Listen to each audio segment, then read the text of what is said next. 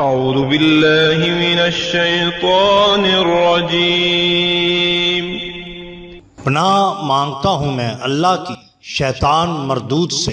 बिस्मिल्लाहिर रहमानिर रहीम।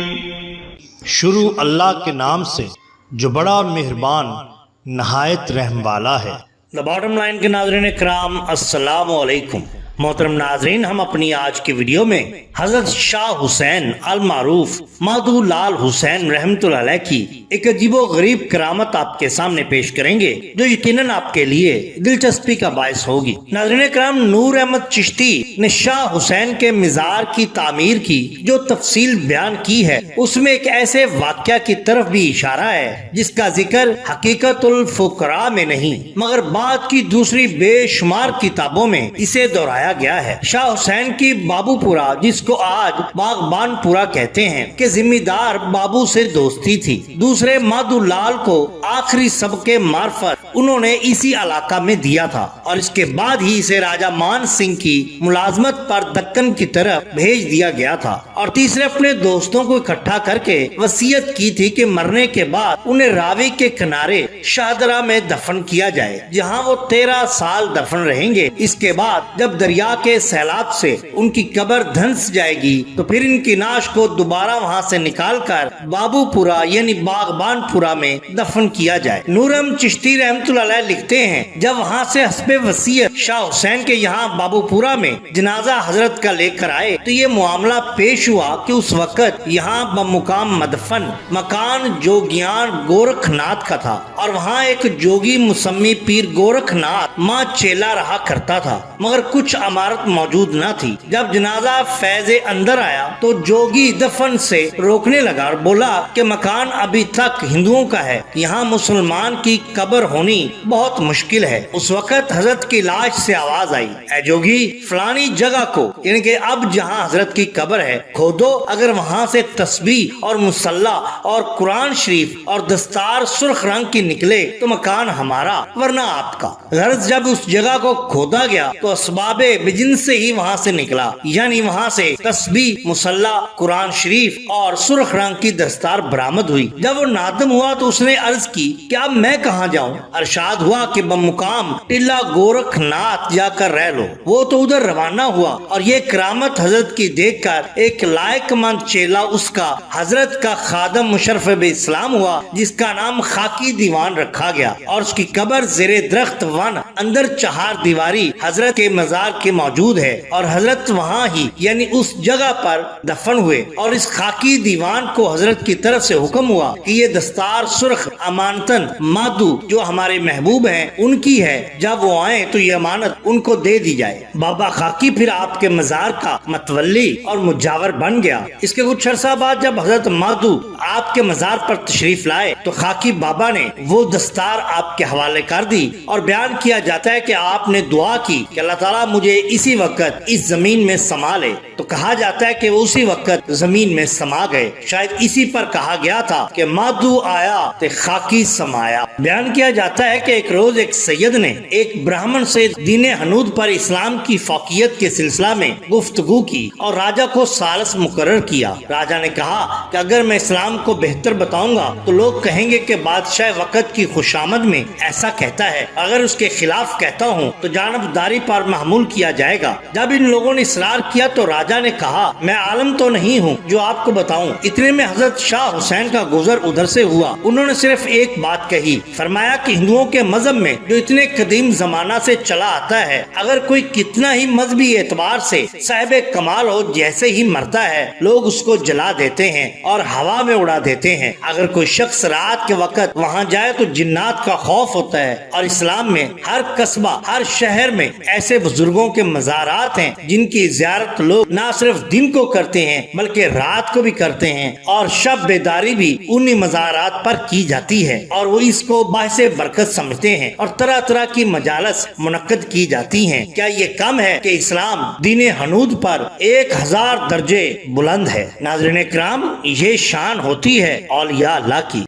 नाज़रीन इकराम, अल्लाह ताला के फजलो करम से और बवसीला सरवरे कौनैन मोहम्मदुर रसूलुल्लाह सल्लल्लाहु अलैहि वसल्लम, साहबा कराम, तबा ताबईन और औलियाए उज़्ज़ाम के मैंने अपनी मदद आपके तहत आंखों के लिए फ्री अस्पताल का क़याम किया है, जहां पर गरीब और नादार लोगों का मुफ्त इलाज मुआवजा किया जाएगा। नाज़रीन कराम, ये एक बहुत बड़ा प्रोजेक्ट है जिसमें मैं अकेला कुछ नहीं कर सकता। उम्मीद है कि आप इस कार्य खैर में मेरा साथ देंगे। हमारा मकसद सिर्फ एक ही है कि चिराग रोशन रहने चाहिए। अगर आप हमारी मदद करना चाहें तो दर्ज झैल तरीका इख्तियार करके आप हमारी मदद कर सकते हैं। आपका बहुत शुक्रिया।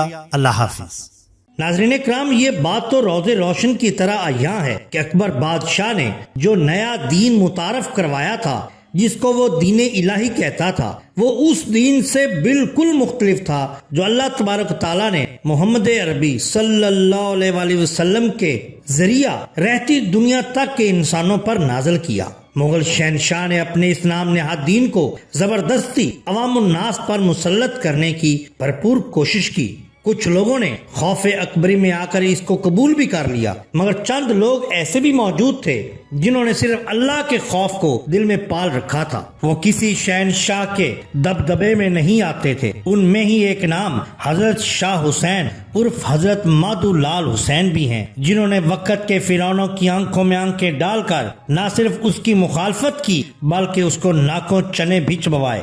शहनशाह अकबर ने मारूफ शख्सियत अब्दुल्ला उर्फ दुल्ला भट्टी को जब सजाए मौत दी तो अब उसकी नजर में सूबा लाहौर की एक ही शख्सियत ऐसी थी जो उसकी राह में रुकावट थी, और वो थे हजरत मादुलाल हुसैन। अकबर बादशाह ने कई बार आपको गिरफ्तार करने की कोशिश की, मगर वो और उसके साथी मुशरिक आपका बाल भी बिका न कर सके। अब अकबर ने सोचा कि आपको इल्मी तौर पर शिकस्त फाश देकर अवाम की तरफ जो आपकी मोहब्बत से लबरेज है उसको नफरत में बदल दिया जाए। उसके लिए उसने इलाका के एक मशहूर आलमे दीन जो कि दीन इलाही का आलम था, उसको मुख्तस किया, मुंतखिब किया, जिसके बारे में मशहूर था कि वो किसी को भी इल्म के जोर से ज़ेर कर सकता है।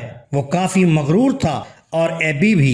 उसने जब ये सुना कि हजरत मादुलाल हुसैन रहमतुल्लाह अलैह से मुनाजरा करना है तो हंस कर बोला, वो मलंग मेरा क्या मुकाबला कर सकता है, उसके लिए मेरे शागिर्द काफी हैं। लेकिन अकबर के इसरार पर वो राजी हो गया। उस साल में दीन ने शहनशाह अकबर और उसके मुसाहिबीन और मुकर्रबीन को मुकम्मल यकीन दिलाया कि वो कामयाब और बामुराद लौटेगा और आपको चारों शाने चित करके ही वापस आएगा। उसके लिए इनामो इकराम तैयार रखा जाए। जब एक आलमे दीन को हजरत मादुलाल हुसैन रहमतुल्लाह अलैह से मुनाजरा के लिए रवाना किया जा रहा था तो चंद मुसाहिबीन शाही दरबार में हाजिर हुए और मखदूमुल मुल्क मुल्ला अब्दुल्ला सुल्तानपुरी की तर्ज अमल पर भरपूर तनकीद की और मुतालबा किया कि इन्हें मखदूमुल मुल्क के मनसब से फारग कर दिया जाए। मगर शहनशाह अकबर ने कहा, तुम नहीं जानते कि इससे मामला बिगड़ जाएगा और साफ जाहिर हो जाएगा कि हम लाल हुसैन से दुश्मनी और अदावत रखते हैं। बहरहाल हस्बे हुक्म शाही एक हाजिर जवाब आलम फौरी तौर पर हजरत मादुलाल हुसैन से मिलने रवाना किया गया। थोड़ी सी मुसाफत के बाद उसने आपको पा लिया और बड़े धीमे लहजे में सलाम किया। आपने उसके सलाम का जवाब दिया और फौरन ही कहने लगे, पूछो, मुझसे क्या पूछना है? क्या यही कहना चाहते हो कि मैं अहकामे शरीयत के बारे में मुकम्मल मालूमात नहीं रखता? क्या तुम यही बताने आए हो कि मैं अहकामे शरीयत का पाबंद नहीं, इसलिए सजा का मुस्तहिक हूँ? बोलो, क्या तुम ऐसा ही चाहते हो? वो आलमे दीन हैरान हो गया और आपको इसके इरादे का इल्म कैसे हो गया, ये जानकर विरता हैरत में पड़ गया। बहरहाल उसने अपनी तमाम तर हिम्मत और जुर्रत इकट्ठी करके कहा, शरीयत में दाढ़ी रखना सुन्नत है, जबकि इसका मुंडवाना कतई तौर पर जायज नहीं। आपको दाढ़ी मंडवाने की सजा के तौर पर कैद खाने में डाल दिया जाए तो क्या ये बेहतर ना होगा? हजरत मादुलाल हुसैन रहमतुल्लाह अलैह ने कहा, कौन कहता है कि मैं दाढ़ी मुंडवाता हूँ और मेरी दाढ़ी नहीं है? अब अगर किसी को रब्बे करीम ने ऐसी आंखें ही अता नहीं की कि वो मेरी दाढ़ी देख सके तो इसमें मेरा क्या कसूर है। झूठा आलिम दीन कहने लगा, मुझे तो आपकी दाढ़ी नजर नहीं आ रही और मेरी नजर भी कमजोर नहीं। मुझे क्या बल्कि किसी को भी आपकी दाढ़ी नजर नहीं आती। तो क्या सब लोग खुदा न खास्ता झूठ बोलते हैं या उनकी नजरें कमजोर हैं या वो अंधे हैं। हजरत मादुलाल हुसैन ने फरमाया, ये देखो मेरी दाढ़ी मौजूद है, मैंने शरीयत के ऐन मुताबिक दाढ़ी रखी हुई है, देखो गौर से देखो, फिर ना कहना कि नजर ना आई। ये कहते हुए आपने अपने चेहरा मुबारक पर दायां हाथ फेरा तो दाढ़ी उनके चेहरे पर रोजे रोशन की तरह नजर आने लगी। आपने दाढ़ी को मुट्ठी में लेते हुए कहा, मौलाना क्या इतनी दाढ़ी काफी है या इससे भी बड़ी हो? अगर तुम्हारी शरीयत में इससे बड़ी है तो उसे भी और बड़ा कर लेते हैं। बताओ अब दाढ़ी नजर आ रही है या नहीं? आलिम दीन लाजवाब और हैरानो परेशान हो गया। हजरत मादुलाल हुसैन के चेहरे पर शरीयत के ऐन मुताबिक बहुत खूबसूरत दाढ़ी मौजूद थी, जिसके बालों की चमक दिलो दिमाग को मुतासर करती थी। आलिम दीन फौरन आपके कदमों में गिर गया और अर्ज करने लगा, हुजूर मेरा कसूर माफ फरमाइए, मेरी गलती से दरगुजर फरमाइए। मैं आपके मुकामो मर्तबा से बिल्कुल ना आशना था। आप तो अल्लाह के वली हैं, मुझे तो आपके बारे में गुमराह किया गया। मैं अपनी इस फेल से दोबारा माफी चाहता हूँ। ये कहकर वो आलिम दीन फौरी तौर पर आपसे इजाजत तलब करके रुखसत हो गया। इस तरह एक बार फिर शहनशाह अकबर अपने नापाक इरादों में कामयाब ना हो सका और अल्लाह के वली ने फिर एक बार कामयाबी हासिल की, क्योंकि यही तो शान होती है औलिया अल्लाह की। अगर आपको हमारी ये वीडियो पसंद आई हो तो लाइक कीजिए, सब्सक्राइब कीजिए हमारे चैनल द बॉटम लाइन को, ताकि हम आपके लिए और भी बेहतरीन वीडियोस ला सकें। अपना अपने दोस्तों का, गिरदोनवा के लोगों का बहुत ख्याल रखिए। अल्लाह और अल्लाह के रसूल सल्लल्लाहु अलैहि वसल्लम से बेहद मोहब्बत कीजिए। आपका बहुत शुक्रिया। अल्लाह हाफिज।